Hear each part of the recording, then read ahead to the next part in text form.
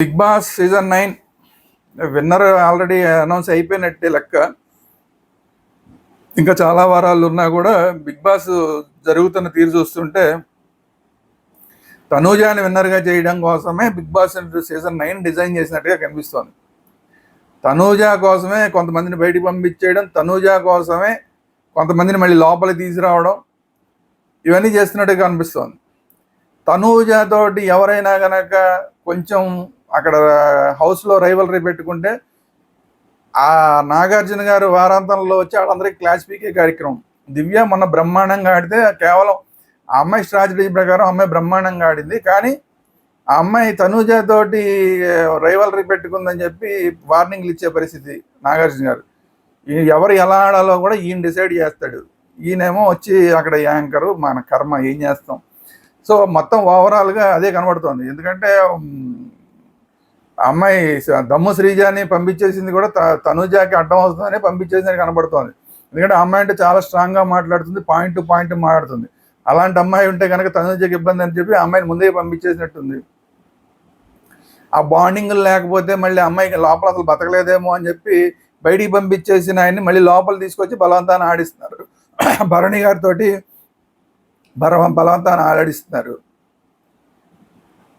ఆయనకి ఒంట్లో బాగోపోయినా ఆడిస్తున్నారు. ఆయనకి ఏదో ఆయన హాస్పిటల్ తీసుకెళ్లాల్సి వచ్చినా తీసుకెళ్ళినట్టు మళ్ళీ తీసుకొచ్చేసి మళ్ళీ ఆడిస్తున్నారు. ఇదంతా కూడా టోటల్గా తనూజా కోసం చేస్తున్నటువంటి తప్ప బిగ్ బాస్లో తనూజా కంటెస్టెంటా, తనూజ కోసం బిగ్ బాస్ సీజన్ 9 డిజైన్ చేశారు అనేది ఇప్పుడు అందరికీ అర్థమైపోతున్న అంశం. సరే, ఎనీవే ఈ వారం మళ్ళీ ఇమాన్యుయల్ని మళ్ళీ లేకుండానే చేశారు. మొత్తం బిగ్ బాస్ అందరికీ ఛాన్స్ ఇచ్చాడు, కానీ హౌస్లో ఉన్న కంటెస్టెంట్స్ అందరికీ ఛాన్స్ ఇచ్చాడు. ఇమాన్యుయల్ ఉండాలా, ఈ ఓటింగ్ దాంట్లోకి రావాలా, ఎలిమినేషన్ ప్రాసెస్లోకి అతను కూడా రావాలా వద్దా అంటే అందరూ ఇమాన్యుయల్ సేవ్ చేశారు.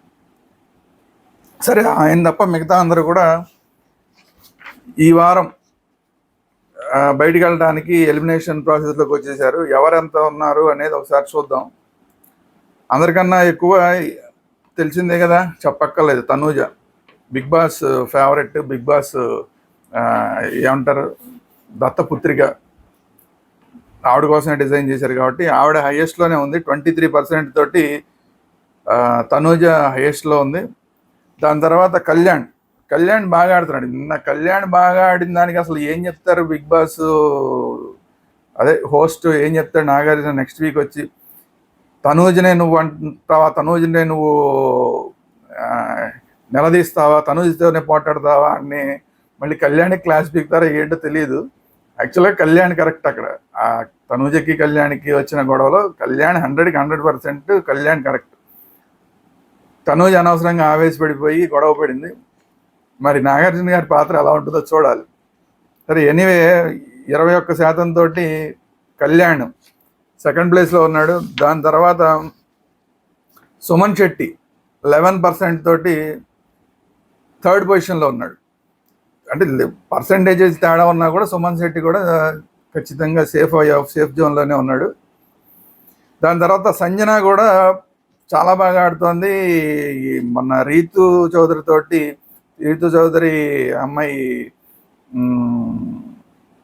జడ్జిగా ఉన్న టైంలో, సంచాలకుగా ఉన్న టైంలో కరెక్ట్ ఆ అమ్మాయి చేసే తప్పులన్నింటినీ కూడా కరెక్ట్గా ఎత్తి చూపించింది. ఆట కూడా బాగా ఆడుతోంది, ఫైట్ బాగా చేస్తోంది. తన వంతు తను ఎంతవరకు ఆడగలతో తన కెపాసిటీని మించి ఆడుతోంది. సో తనూజాకి ఖచ్చితంగా తనూజ ఉండదగిన క్యాండిడేట్ హౌస్లో. సో తనూజ కూడా 11% సేఫ్ పొజిషన్లోనే ఉంది. అయితే ఆ తర్వాత భరణి వచ్చి 8% తోటి ఉన్నాడు. మరి భరణి అయితే మామూలుగా అయితే అందరికన్నా తక్కువ వచ్చి బయటికి వెళ్ళిపోయిన భరణి మళ్ళీ లోపలికి వచ్చిన తర్వాత మళ్ళీ కాస్త ఓట్లు పడుతున్నాయి. మరి ఎవరు ఓట్లు పడుతున్నాయి ఏంటి అనేది చూడాలి. ఎనీవే భరణి 8% తోటి ఈ వారానికి అయితే మాత్రం సేఫ్ పొజిషన్లోనే ఉన్నట్టే లెక్క. భరణి తర్వాత డెమాన్ పవన్ 9%, 9 కూడా కాదు, 7%. డెమాన్ పవన్ 7% తోటి ఆ తర్వాత ప్లేస్లో ఉన్నాడు. డెమాన్ పవన్ తర్వాత దివ్య 6% తోటి. దివ్యకి 6% ఎందుకయ్యా అంటే కారణం అమ్మాయి బ్రహ్మాండంగా ఆడుతోంది. ఇప్పుడు రాజు రాణిల టాస్క్ ఏదైతే ఇచ్చారో అందులో కూడా చాలా ఎంటర్టైన్మెంట్ తీసుకొచ్చిందంటే కేవలం దివ్య వల్లే ఆ టాస్క్ ఎంటర్టైన్మెంట్ అనేది వచ్చింది. సో అంత బాగా ఆడుతున్న దివ్యకి కేవలం తనూజతోటి గొడవ పడింది, తనూజని టార్గెట్ చేసిందన్న ఒకే ఉద్దేశంతో ఓట్లు పడట్లేదు అనుకుంటా. పడట్లేదా మరి పిఆర్లు అందరూ కలిసి పడకుండా చేస్తున్నారా? ఎనీవే అమ్మాయి 6% తోటి డేంజర్ పొజిషన్లో దివ్య ఉంది. అంటే వీళ్ళందరికీ 1% తేడా ఉంది, కానీ అలాగే అందరూ ఉన్నారు కాబట్టి 1% తేడాలతో ఉన్నా కూడా ఇందులో వీళ్ళందరూ సేవ్ అయ్యే అవకాశం ఉంది. దివ్య డేంజర్ పొజిషన్లో ఉన్నా కూడా బిగ్ బాస్కి దివ్యాన్ని తనూజాన్ని టార్గెట్ చేస్తావా అని చెప్పి బిగ్ బాస్ కోపం వచ్చి దివ్యాన్ని తీసేయాలి తప్ప, లేకపోతే ఈ వారం కూడా దివ్య సేఫ్లో ఉన్నట్టే లెక్క. డెమాన్ పవన్ కూడా తక్కువ పర్సెంటేజ్, మామూలు 7% అంటే చాలా తక్కువ పర్సెంటేజ్. బట్ ఏంటంటే అతనికన్నా తక్కువ ఉన్న వాళ్ళు ఇంకా ఉన్నారు కాబట్టి అతనికి ఇంకా అంతకన్నా తగ్గే అవకాశం కూడా లేదు కాబట్టి, సో డెమాన్ పవన్ కూడా సేఫ్ కింద లెక్క, దివ్య కూడా సేఫ్ కింద లెక్క. బిగ్ బాస్ కోపం రాకుండా ఉంటే తనూజ్తో నువ్వు రైవలరీ చేస్తావా అని. దాని తర్వాత రీతు చౌదరి 6% తోటి ఉంది. రీతు చౌదరి 6% తోటి ఉన్నా కూడా మరి రీతు చౌదరిని ఖచ్చితంగా ఉంచేలాగే కనబడుతున్నారు. అవసరమైతే దివ్యాన్ని తీసేస్తారు తప్ప రీతు చౌదరిని తీసే అవకాశం లేదనుకోండి. ఎందుకంటే మొదటి నుంచి కూడా డెమాన్ పవన్కి ఈ రీతు చౌదరికి ఉన్న లవ్ ట్రాక్ ఏదైతే ఉందో అది కంటిన్యూ చేస్తూనే ఉన్నారు బిగ్ బాస్ కాదు అసలు. నాగార్జున గారు అయితే ఇంకా కాస్త నూనె పోసి మరి ఏమన్నా తగ్గిపోతుందేమో, వాళ్ళిద్దరి మధ్య లవ్ తగ్గిపోతుందేమో అని చెప్పి, మీరు ఎలా ఉన్నారు, మీ ఇద్దరిలో ఒకరి మీద అభిప్రాయాలు ఏమున్నాయి, ఇలాగే ఉండండి, ఇలా మాట్లాడి అంటే మాకు లవ్ ట్రాక్ అవసరం అని చెప్పి ఇండైరెక్ట్గా అసలు నాగార్జున గారు చెప్తున్నారు. సో ఒకసారి కాదు, 2 సార్లు కాదు, 2-3 సార్లు చెప్పారు, 2-3 వారాలు చెప్పాడు ఏకంగా ఆయన. సో అందువల్ల ఏంటంటే రీతు చౌదరిని తీసే అవకాశం లేదు కాబట్టి సేమ్ పర్సెంటేజ్తో ఉన్న దివ్యానే డేంజర్లో ఉన్నట్లు లెక్క. ఆ తర్వాత అసలు సిసలైన డేంజర్లో ఉన్నది ఎవరయ్యా అంటే గౌరవ్ 5% తోటి, నిఖిల్ 3% తోటి అందరికన్నా తక్కువ ఉన్నారు. అది వీళ్ళిద్దరు అసలు ఆటలో ఎందుకు ఉన్నారో ఎవరికి తెలియదు. ఏదో ఉన్నారంటే ఉన్నారు, పప్పెట్స్ లాగా ఉంటారు అంతే వాళ్ళిద్దరు. అతనేమో గౌరవ్కేమో పాపం అతనికి భాష రాదు, అది కూడా ఆటను అర్థం చేసుకోవడం కూడా సరిగా అర్థం చేసుకోలేకపోతున్నాడు. అవతల వాళ్ళ స్ట్రాటజీలు తను అర్థం చేసుకోలేకపోతున్నాడు. కెమెరా ముందుకు వచ్చి వాళ్ళందరి మీద కంప్లైంట్లు చేస్తున్నాడు. పాపం వాళ్ళేమో వాళ్ళ స్ట్రాటజీలతో మాట్లాడి చేస్తారు, ఇతనేమో వాళ్ళు ఆడేదంతా తప్పు అని చెప్పి ఇతను కెమెరా ముందుకు వచ్చి కంప్లైంట్లు చేస్తున్నాడు. సో అతనికి టోటల్గా ఆట అర్థం కాలేదనేది ఒకటి. నిఖిల్ అయితే ఏదో ఆ టాస్కుల్లో మాత్రమే కనబడుతున్నాడు తప్ప ఇంకా మిగతా అప్పుడు అసలు కనపడట్లేదు. సో వీళ్ళిద్దరు ఉన్నా లేకపోయినా, గౌరవ్ నిఖిల్ ఉన్నా లేకపోయినా ఆటకి ఏమాత్రం తేడా రాదు. అసలు వీళ్ళిద్దరు ఎప్పుడో వెళ్ళిపోవాల్సిన క్యాండిడేట్లు. ఈ మాత్రం ఆట వీళ్ళకన్నా కూడా ఆట ఎక్కువ ఉన్న వాళ్ళందరూ బయటికి వెళ్ళిపోయారు. ఆట తక్కువ ఉన్న వాళ్ళు నిఖిల్ను గౌరవ్ వీళ్ళిద్దరు ఇంకా ఉన్నారు. సో సింగిల్ ఎలిమినేషన్ అయితే ఖచ్చితంగా నిఖిల్ వెళ్ళిపోతాడు. డబుల్ ఎలిమినేషన్ అయితే నిఖిల్ గౌరవ్ వెళ్ళిపోవాలి. ఒకవేళ దివ్య మీద ఏమన్నా తనూజ్తో గొడవ పడతావా అని బిగ్ బాస్ కోపం వస్తే దివ్యాన్ని కూడా తీసేయచ్చు.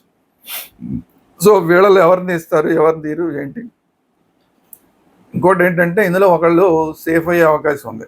వీళ్ళలో ఒకళ్ళు ఆల్రెడీ ఇమాన్యుయల్ సేఫ్లో ఉన్నాడు. ఇమ్యూనిటీ వచ్చి వీళ్ళలో ఇప్పుడు ఉన్న వాళ్ళల్లో కూడా ఒకళ్ళు సేఫ్ అయ్యే అవకాశం ఉంది. ఆ ఒకళ్ళు సేఫ్ అయితే కనుక ఆ సేఫ్ అయ్యే వాళ్ళు ఎవరవుతారు, ఆ సేఫ్ అయ్యే వాళ్ళ ఓటింగ్ ఎవరికి ట్రాన్స్ఫర్ అయ్యే అవకాశం ఉందన్న దాని మీద కూడా ఒక చిన్న ఛాన్స్ ఉంది. ఎవరన్నా డబుల్ ఎలిమినేషన్లో ఒకళ్ళు వెళ్ళిపోకుండా అనుకోని వాళ్ళు ఇంకొకళ్ళు ఎవరన్నా వెళ్ళిపోయే ఛాన్స్ ఉంది. అయితే ఏదున్నా కూడా దివ్యాకి ట్రాన్స్ఫర్ అయ్యే అవకాశం లేదు ఇందులో పెద్దగా. ఏదో ఒక భరణి గారు